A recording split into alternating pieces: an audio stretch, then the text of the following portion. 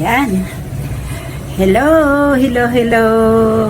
Alcards Brethren, kamusta po ang bawat isa? Magandang araw at pinagpalang oras at bawat minuto sa bawat isa sa inyong lahat dyan.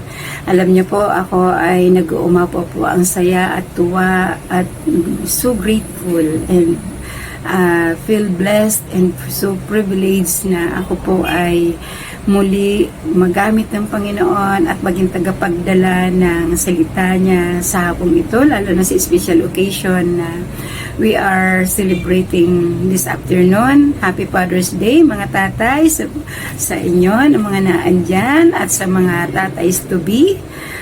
Sumainyo ang pagpapala ng Panginoon. At bago po tayo mag-start, samahan niyo po ako sa panalangin at ipag-pray po natin ang oras na ito. Panginoon, maraming salamat po, Father God. Hallelujah. Dear our Heavenly Father, in Jesus' mighty name, our Lord, I thank you and I praise you. I worship you. Lord, magnify your name sa oras na ito, Panginoon. Sa aming pagtitipon, ang kadakilaan mo ang mahayag at ikaw ang aming makasama through your Holy Spirit. Ang guidance mo, revelation mo, O God, be increased upon us. Open our spiritual eyes and our spiritual understanding, our spiritual ears, and enable us to understand your words. Blessings be upon us as we continue listening your words, O God. Ikaw po, Panginoon, ang magpala. Let there be healing. Let there be peace. Let there be love, O God, sa buhay ng bawat isa, to every family, to every tatay and children. Lord, blessings be upon us. God, deliverance be upon us. Whatever man, Lord, mayroong mga dalahin, Panginoon, ayaw mo magkaroon ng kagalingan. Hayaan mo rin po, Panginoon, ang bawat isa na wala pang kaalaman, Panginoon, o mga kakulangan, naging pagkukulang ay ma-realize ngayong hapon ito. At sa pamagitan ng iyong salita, Lord, bless us. Punuin mo pong aming puso. Inspire us with your words. Thank you, thank you. Thank you, Holy Spirit. Ito pong aming dalangin in Jesus' name. Amen.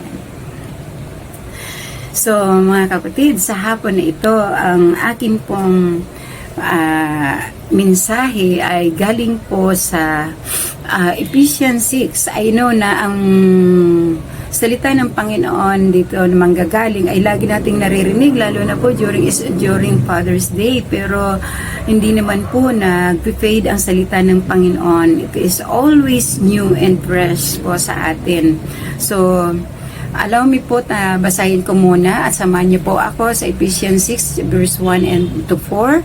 Sabi po dito, "Children, obey your parents in the Lord, for this is right. Honor your father and mother, which is the first commandment with a promise, that it may go well with you, and that you may enjoy the long life on the earth. Fathers, do not exasperate your children. Instead, bring them up in the training and instruction of the Lord." So, kung napansin po ninyo, mayroong mga instruction, mayroong utos, mayroong command dito sa binasa natin. So, ngayon po, just allow me first to speak to the children who are present, yung mga young children, at sa mga children adults na, at sa mga children na adults na, children pa rin po tayo.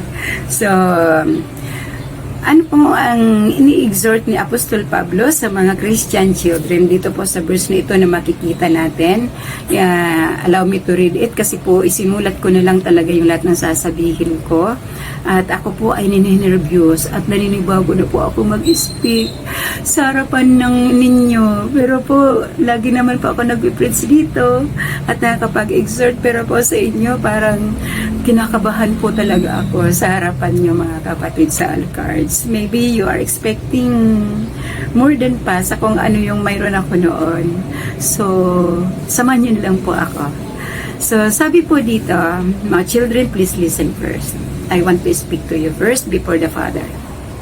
Sabi dito, Christian children are exhorted to obey their parents. When Christian children are living a spirit-filled life, the character of submission will especially display itself in the form of obedience to their parents.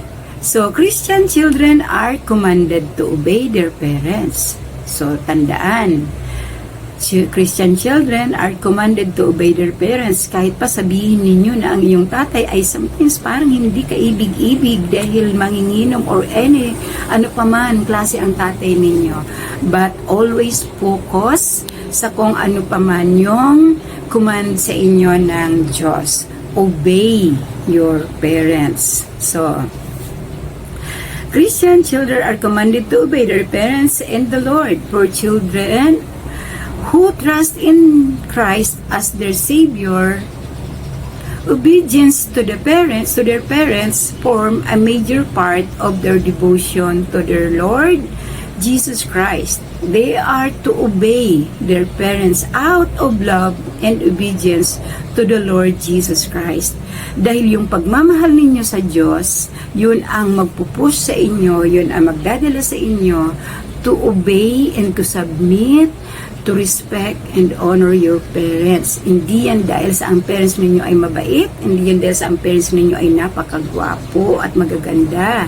Pero dahil sa kayo ay may command sa inyo ang Diyos to submit at to obey, you have to do it.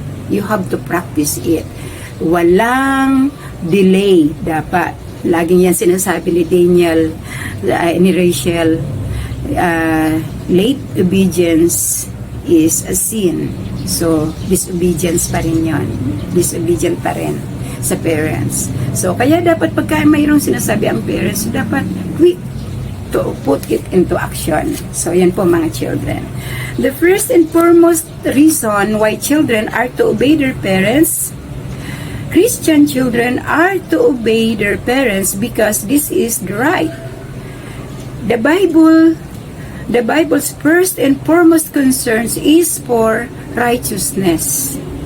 Doing what is right, the first and foremost reason why the child is to obey his parents is because it is right. So, walang question, wala nang tanong-tanong, wala nang kondisyon, at hindi dapat tumatanggap ng bribe. Nabibigyan kita ng ice cream, just do this. So, walang ganon, just obey. At ako, bilang nanay sa mga anak ko, hindi ako pumapayag ng ganon, di po ako nang uutos sa mga anak ko. Pag ako po mayroong sinabi, lalo na rin po si Pas James, pag kami sinasabi, inuutos sa mga bata, sa mga anak namin, they have to obey quickly. Otherwise, ilalabas ni Pas James yung sinturon. Pero hindi naman si Pas James na mamalo. Kaya nasana yung mga anak namin na talagang pagka may inutos kami, may sinabi kami, lalo pa ng mga bata pa sila, kailangan they have to obey. So, kasi bakit kailangan nating i-obey ang ating mga parents, mga bata? So, na-observe nyo ba doon sa verse 1, from verse 1, 2, and 3? May promise ang Lord, di ba? Sabi sa 3, basahin ko po ulit. That it may go well with you and that you may enjoy long life on the earth. So, ibig sabihin yung favor, yung blessings, yung long life, yung peace, yung joy, happiness. So, andoon yun, pangako ng Panginoon. Hindi lang yun basta mabuhay ka ng matagal dito sa lupa, na ikaw ay nagpapakahirap, na ikaw ay mahirap, na ikaw ay pulubi. So, kung ikaw may naghihirap, o kung ano man nangyayari sa iyo, so examine yourself. Examine yourself. Go back to this verse. Kung mayroon kang na-commit na sin against to your parents, seek God's forgiveness. Okay? So, next. Christian children are also commanded to honor their parents. So, what is the difference between obeying one's parents and honoring them? Mayroon po yung pagkakaiba. So, ito mga bata, children, please listen. Obedience, ito po ay dinidel into action. So, action, obedience, natural. Bakit? Anong i-obey mo? So, nakailang mong i-put into action. So, mayroong sinabi, mayroong inutos, mayroong command ang parents. So, yung honor naman is a matter of attitude. So, yung pag-uugali, yung character ay doon na makikita. So, yung honoring your parents. The child attitude toward his father and mother must be that of rendering unto them. So yan na po yung mga sa Christian children. So, kaya mga bata, kung gusto ninyo ma-receive ang pagpapala, ma-glorify, ma-exalt ninyo ang Lord, mabigyan ninyo ng honor ang God, obey your parents. Kasi it is God who gave command to the parents for the family and for the children. So, walang kondisyon, walang bribe. Hindi dapat yan maging oso sa loob ng tahanan. Kaya mga tatay, kailangan din, at mga nanay, kailangan din, matutunan din ninyo yung tamang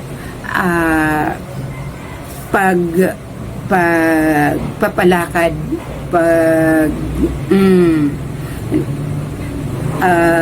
exercise ng authority as a parents. So, bilang mga tatay, ay bilang mga anak, so yun po ang ihinahabilin sa inyo ni Apostol Pablo mula sa verse na ito. So, okay, so let's go to the father naman. So, today is Father's Day. Ano po ba ang mensahe na gusto kong ma-relate o maipaabot sa inyo mga tatay? Madalas marami ako naririnig, marami akong pinapakinggan, mga messages patungkol sa mga tatay. So, minsan, may mga pastors pa ulit-ulit, o yun, kasi syempre, doon din naman kinukuha sa mga verses o salita ng Panginoon na pinanggagalingan ng mensahe. Minsan ako ay naghahanap ng ano pa ang mayroon po pwedeng ma-relate sa message para sa mga tatay. So, praise the Lord po. Kasi nung last 2 weeks ago, ako po ay galing mission from Romblon, from Palawan. At dito po sa bahay namin, kami po ay corner lot. So, ang mga kabataan po dito, takbuhan. Kahit po mga binatilyo na mga bata, at maririnig ko po dyan yung mga nagmumura sila, nag-aaway sila, kabata-bata pa. Sumasakit po ang damdamin ko. Minsan lumulukod pa ako dyan, dyan sa may hagdanan namin, sa main door, sa gate. At ilinilihans ko yung lahat ng mga bata na dumadaan dyan. Lalo na yung mga nag-aaway na yun. So, alam niyo po, ini-interrupt ko po sila. Minsan, tinatawag sila friendly voice. Mga bata, halika kayo dito. So, magtatanong po ako sa kanila, kumustahin ko. So, mostly sa mga batang yun po, mga kapatid, ang mga tatay nila ay wala, at ang mga tatay nila kung minsan di nila alam kung nasaan, at ang mga tatay di nila nakakasama. Minsan ang mga tatay gabi lang dumarating, minsan di na nila nakikita. So ang mga nanay lang ang mga kasama. So ang sakit po ng damdamin ko dahil sa mga ganoong mga bata. So alam nyo, ginagawa ko, binibigyan ko po sila ng pagkain at kinikwentuhan ko at pinapangaralan ko po sila para sila ay masanay at para din ma-correct doon sa mga ginagawa pa nila. Minsan mayroon pang nagbabatuan, mga binatilyo naman, nagsisigawan sila dyan. So ano po ang effect doon sa family? Ano po ang mayroon? Bakit ganoon ang mga bata? So kaya po mga tatay, makinig po. Which is na ang mga tatay sana po ay ang mga anak sana is the greatest gift sa mag-asawa, sa family. Bilang family consists of father, mother, and children. Pero po ano nangyayari sa mga anak ngayon, mga panahon? Dahil po may mga nanineglekan ang mga tatay, or kung minsan may ignorance, ano yung mga dapat namin bilang tatay, sino kami, ano ang mayroon sa amin. Kaya ngayong hapon pong ito, let us join together understanding the power of fatherhood. So, family ay napaka-importante pong form, a human form sa ating society.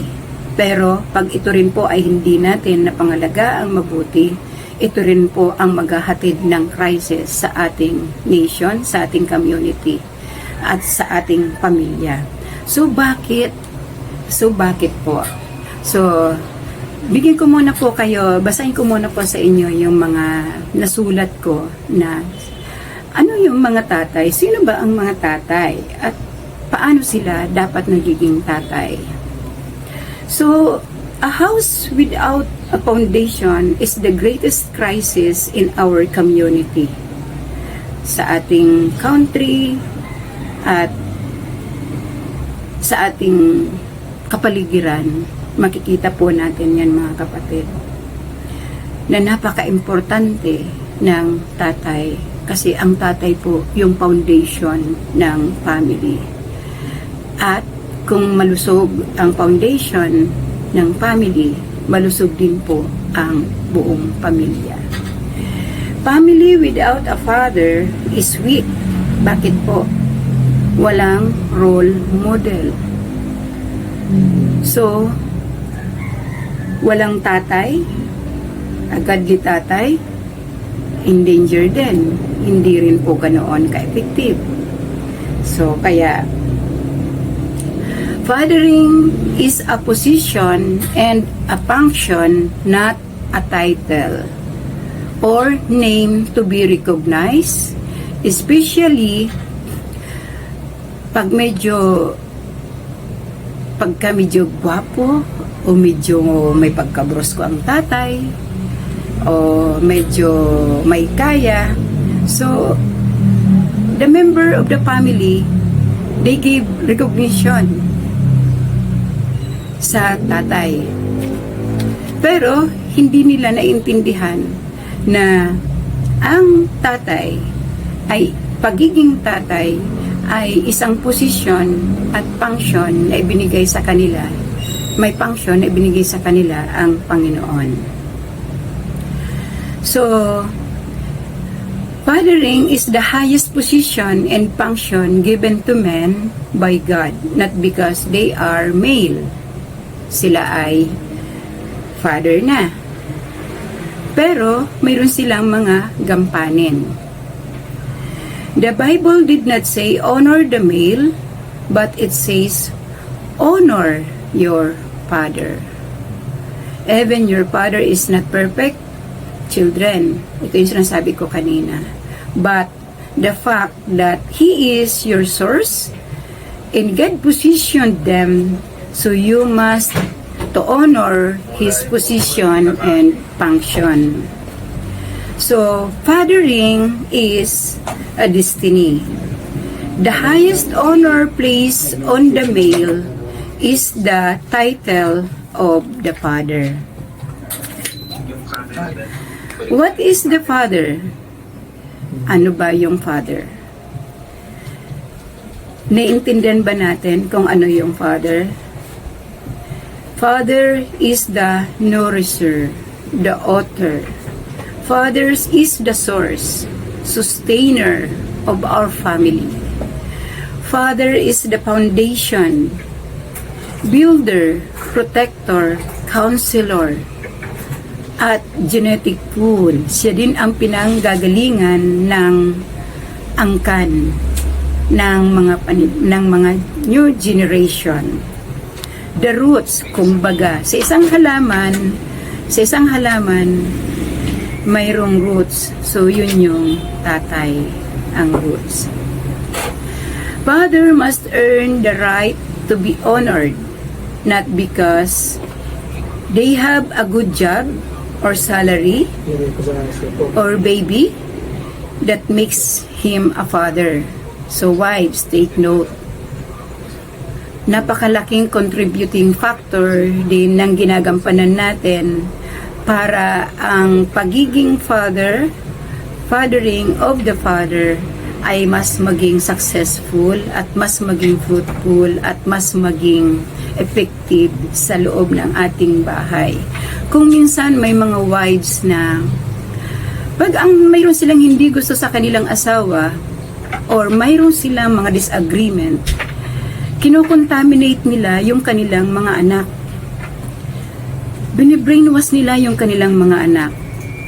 So what happened is, yung mga anak nawawalan ng respect, nawawalan ng gana, nawawalan ng love, nawawalan ng joy to be with their parents, nawawalan ng happiness being with their father, So kaya napakalaki ring contributing factor na ang mga wives ay maging healthy, maging Christ-minded, makaisa makaisa ng asawang lalaki kung ano ang kanyang adhikain for the family.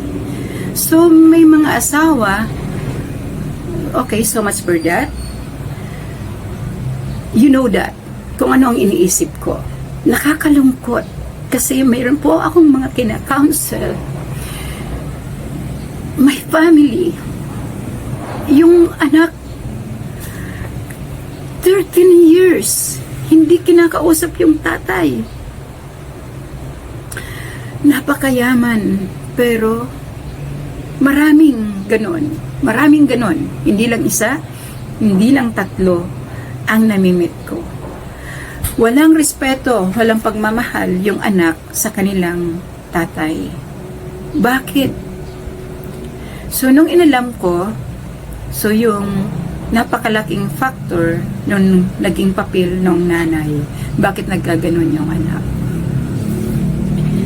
Pero father, do not blame, do not put the blame to your wives. Kasi as a father, ikaw yung rumeceive ng highest and greatest mandate from God to govern your fatherhood, your family as a father. So let's go back to verse 4 ng chapter 6 of Ephesians. Father, do not exasperate your children, instead bring them up in the training and instruction of the Lord. So mayroon kang dapat gampanin. Ikaw pa din yung nasa loob ng tahanan, ikaw yung binigyan ng mandate ng God, ikaw yung rumeceive ng mandate ng God. Hindi tayo dito, hindi natin pinag-uusapan dito sa Eva at si Adan. Sino ang rumeceive ng command, ng utos ng Diyos na huwag kainin ang bunga ng kahoy na ito?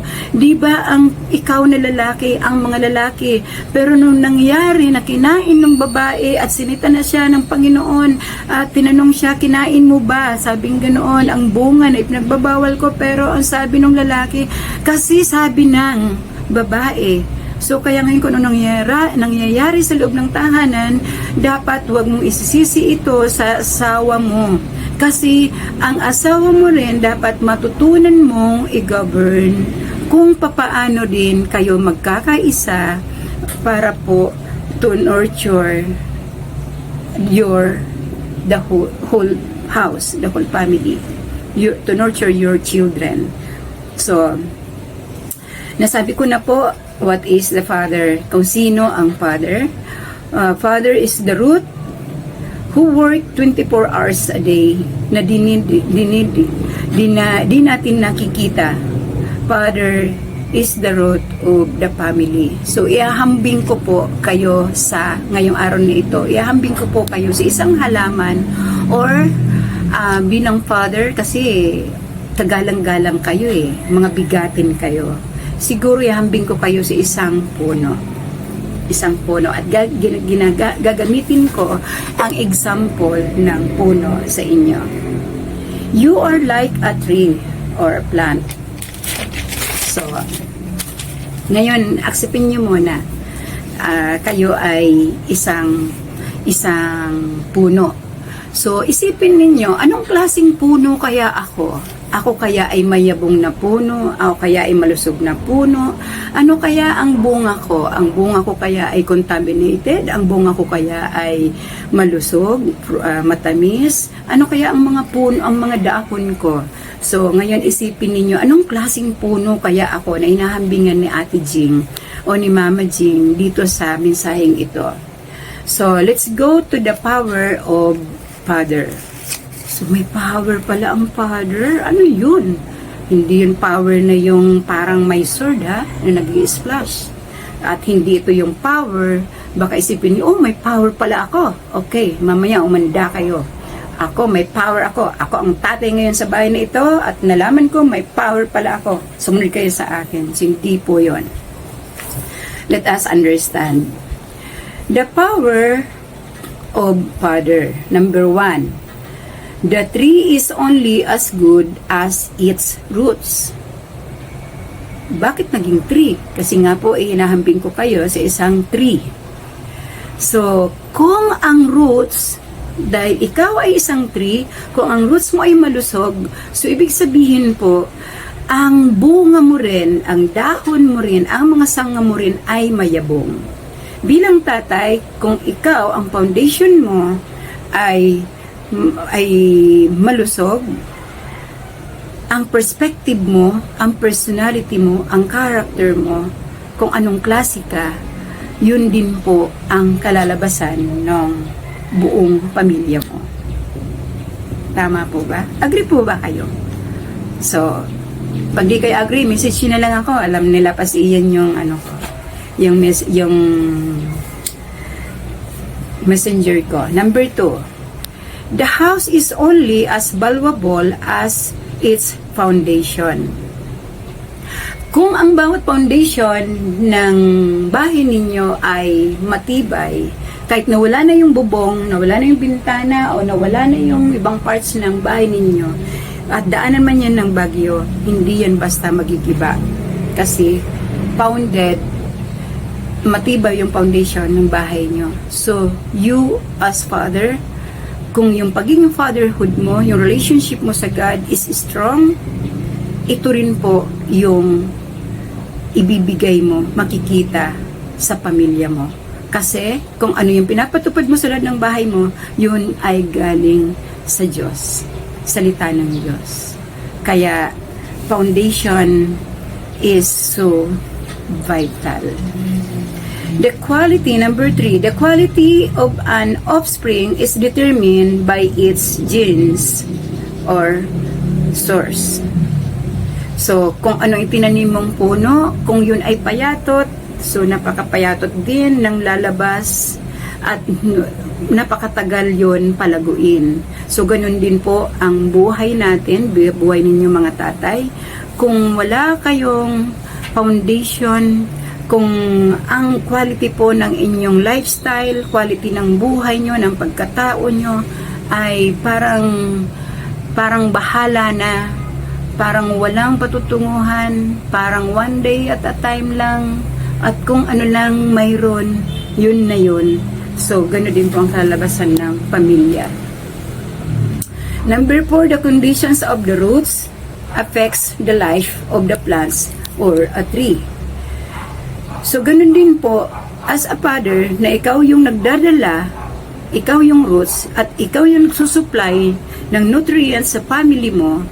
So, kung ano yung condition mo, dun po, naapektuhan po yung buhay, yung atmosphere ng buong sambahayan. At kadalasan nga, dahil sa attitude mo din kung minsan, nasisira din yung heart or attitude din ng babae. Pero mga babae, mga wives, mga nanay, hindi po ito permit para kayo ay maging reason na kaya ako ganito kasi ang asawa ko ay ganito. No. Mayroon pong sarili silang mandate na tinanggap sa Lord at mayroon po silang pananagutan.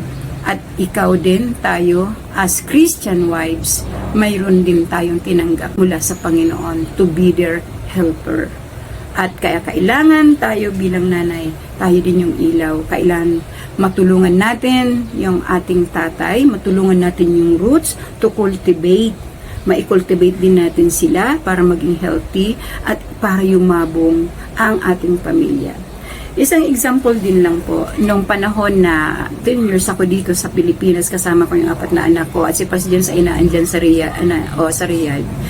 Every time po na ako ay mayroong gagawin or mayroong kami pag-uusapan mga anak, halimbawa may bibilihin ako, may ipapabili ang mga anak ko. Ang lagi ko sinasabi sa mga anak ko, okay, we will ask your daddy first, we will ask permission from him if we can buy this or we can have this one. Or sometimes naman sinasabi ko sa kanila, kumusta daw kayo ng dadad nyo? Good morning daw, sabi ni dadad. Tumawag ang dadad nyo. Sabi ni dadad kagabi, tingnan ko daw yung temperature ng aircon. Baka daw malamig masyado, sisipunin kayo.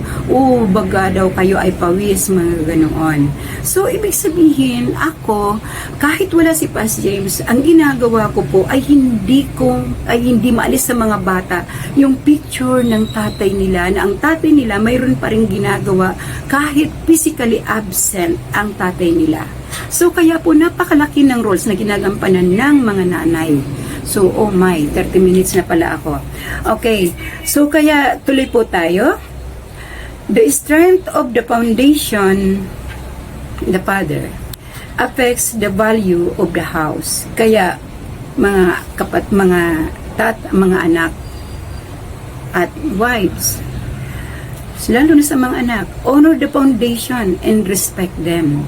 Kasi kung parang binabaliwala lang natin yung halaman na yun, hindi natin tinutulungan na maging malusog siya, maging mataba siya. So magiging weekend din sila. So hindi sila magiging malusog. Di ba po? Agree po? Amen po ba? So, go po tayo sa the effect of the father. Fathers are powerful. Why? Number 1, a rotten roots destroy the tree. Di ba po? Kung sira ang tatay natin, kung parang hindi siya ginaganahan kasi hindi nabigay sa kanya yung due respect, honoring, recognizing him. Di natin siya natutulungan. We're ignoring him. Di ba po parang ang tamlay din niya? Ano ang sa heart niya? Sa palagay niyo kaya? Masaya kaya siya? Minsan, like yung sinasabi kay Pas James, yung mga anak mo, like ang hinahanap, lagi kong sinasabi, mag-uusap-usap sila, lalo na si Rachel, ikaw daw ay ganito, ikaw daw ay ganyan, talaga, mga ganoon. So, give smile to him. So, pag dumarating na siya, alam kong parating na siya. Okay, paparating na si dadad, let's go down, paparating na siya. Pag nagbabakasyon po ang Pas James. Kaya minsan, pag nagring ang phone, okay, kids, nagring ang phone, it might be your dadad, come on. Say hi to dadad. Say to dadad, I love you, dadad. Say to dadad, I miss you, dadad. So, mga ganoon, dapat tinutulungan natin yung mga anak natin na manurture sila para din po sa kanilang tatay. At yung tatay, pagka ganoon, talaga, baby ko, I miss you too, I love you. Mga ganoon. So, kaya po, napakahalaga na ang mga tatay natin ay matulungan natin na sila ay patuloy na maging malusog ang kanilang perspective, ang kanilang puso, ang kanilang kaisipan. So, kasi po tulad po yun ng halaman, tulad ng isang puno, rotten roots destroy the tree. So, ganun din po pag sa family. Number 2, a crack or defective foundation condemned the house. At ito po ay di papasa kahit kanino pa man. Diba po? Pagka sira-sira yung foundation ng bahay, hindi yun ma-aproban ng permit at kahit sino pa pumunta dyan, magbisita, ang makikita yung kasiraan. So, buong pamilya po yun madadamay. So, father are the head of the house because you are the foundation. Number 3. Dito po tayo sa effect of the father. Number 3. Watering the roots gives life to the whole plants. Therefore, sabi dito, watering the roots gives life to the whole plants. Siyempre, anong kalalabasan? Ang tatay na malago kasi may tubig Siyempre mag-uusbong yung mga bunga, yung dahon, yung kanyang vines, so magiging malago at magiging matibay. So nakakapag-supply siya. Masigla siya. He can teach.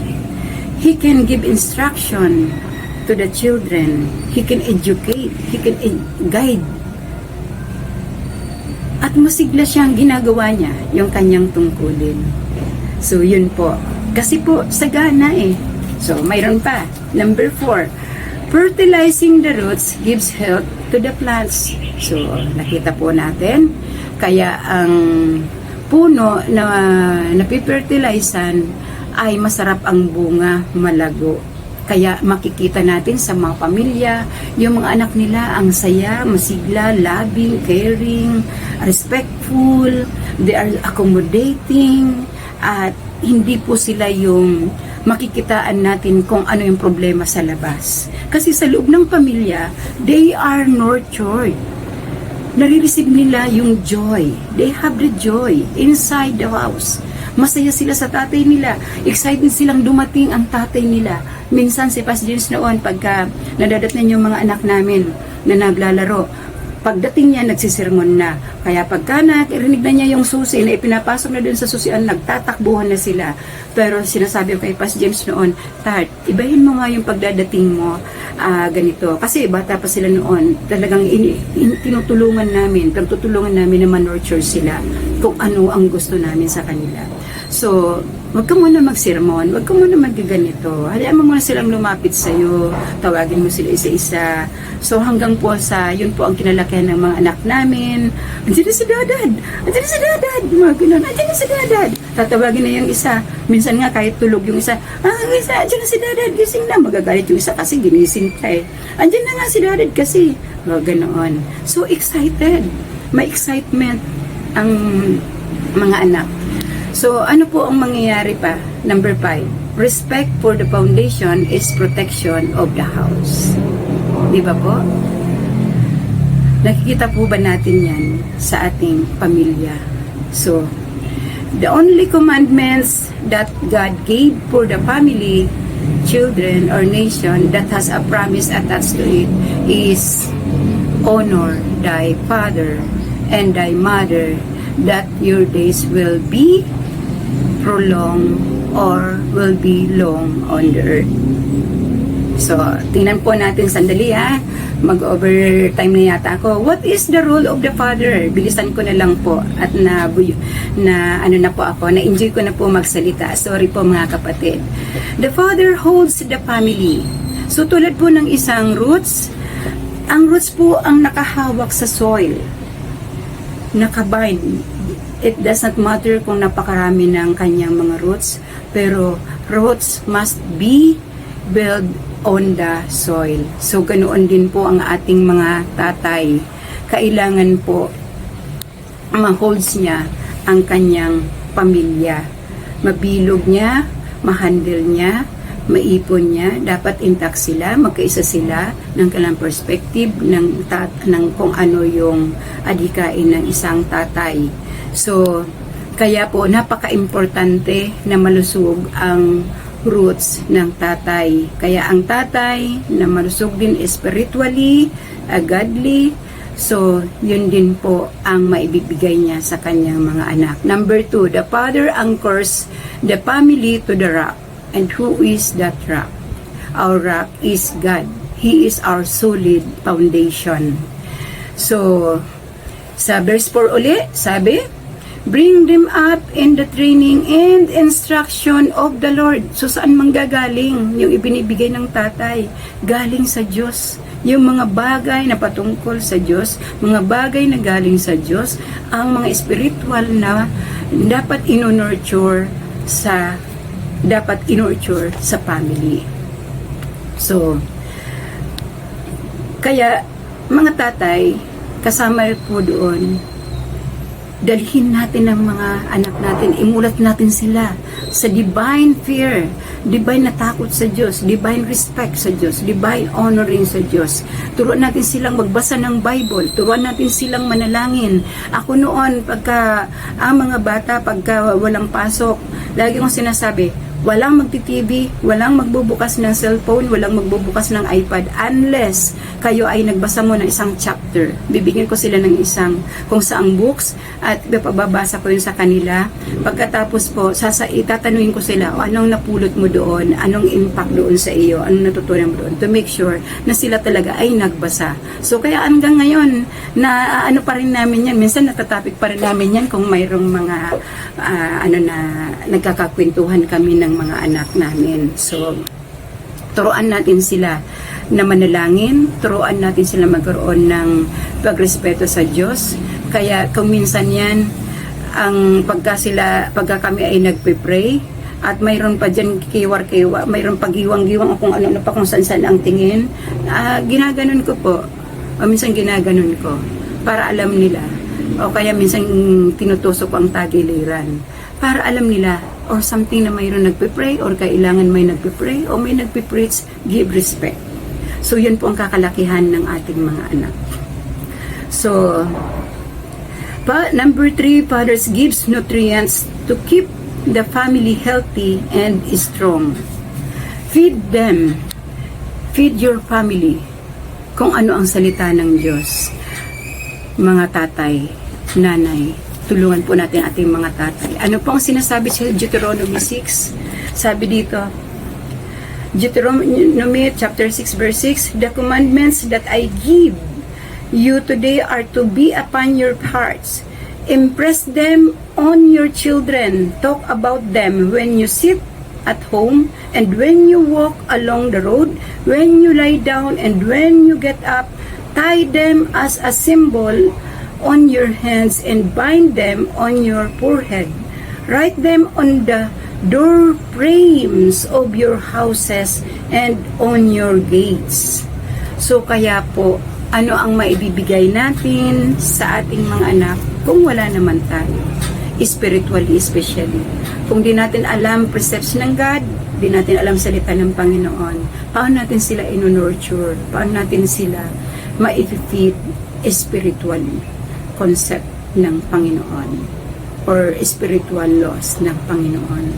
So, kaya napakahalaga ng pagiging healthy ng ating mga tatay. Ika nga, you cannot give what you do not have. Kasi, kahit pa tayo na mga nagpipreach, tayo na mga nagtuturo, napakahilaw pagka yung itinuturo natin ay hindi naman talaga natin ginagawa. Napakahilaw pagka itinuturo natin ay hindi natin alam o binasa lang natin. Pero once na ito yung ating practice sa loob ng bahay, sa loob ng ating tahanan, and you are doing it personally, talaga pong we can really give it with boldness sa bawat isa. Kaya po, let us continue to nurture also ourselves mula sa kung anumang ibinibigay na ng Panginoon sa atin para sa ating pamilya. So last, paano natin may honor ang ating mga tatay? What honor means?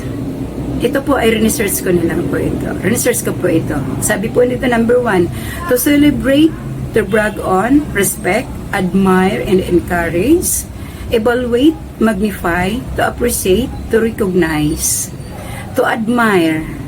Dapat po, lagi nating ipaparinig sa ating mga anak, mga asawa, always, na maiparinig mo sa ating mga anak, na you are admiring kung ano yung kakayahan ng iyong asawa, ng kanilang tatay.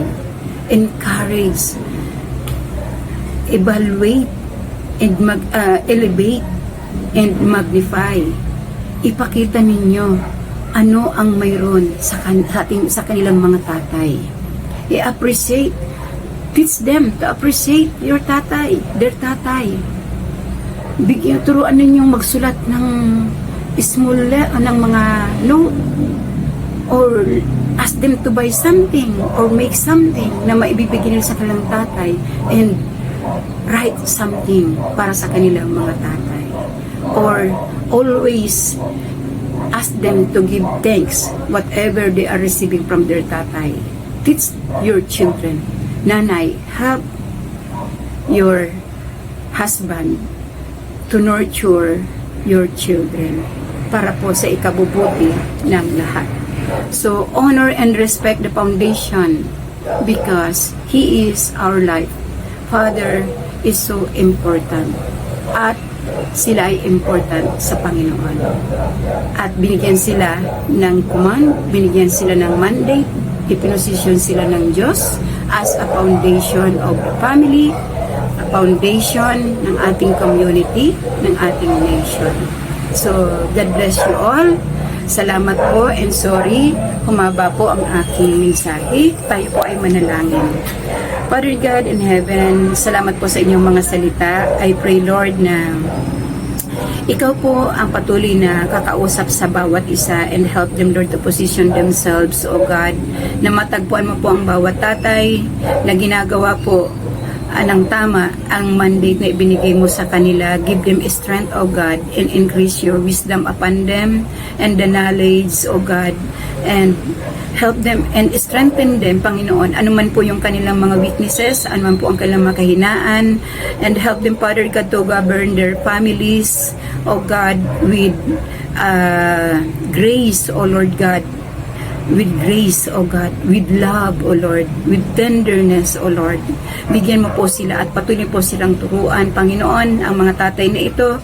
Use our pastors, our leaders in the church, O God, na patuloy pa po silang manurture, patuloy pa po silang maturuan, and patuloy pa po silang mailapit at maturuan at matuto, Panginoon, mula sa inyo. Ama, maraming salamat po. Pagpalain mo po ang bawat isa, O God. Let every father, let every tahanan, Panginoon, ay maging trono mo, Panginoon, at mula sa kanilang mga anak, mula sa aming mga anak, magmula, Panginoon, ang legacy mo, magmula sa aming mga anak, Father God, ang new generation of worshipers, a new generations of your servants, a new generation of pastors and teachers of God. Lord, mula po sa aming mga tatay, patuloy po silang i-bless sa kanilang mga pangailangan, sa kanilang mga trabaho, magkaroon po sila, Panginoon, ng salary increment at, Panginoon, ang higher position sa kanilang kumpanya, Ama. At pag-ingatan mo po sila at ang kanilang kalusugan at kalakasan ay manatili, Panginoon, at ang pagmamahal sa inyo ay mag-umapaw. O God, thank you so much sa buhay ng bawat isa at sa buhay ng bawat pamilya na patuloy pong ikaw ang makikita at patuloy na ikaw ang maitataas. Magkaroon po sila ng personal devotion, magkaroon po sila, Panginoon, ng personal na panalanginan sa bawat isa at ikaw ang madakila. Ama, maraming salamat po. To you alone the glory and our praises and thanksgiving. In Jesus' mighty name, our Lord. Amen. Amen. Bye-bye po mga kapatid. God bless you all. In Jesus' name.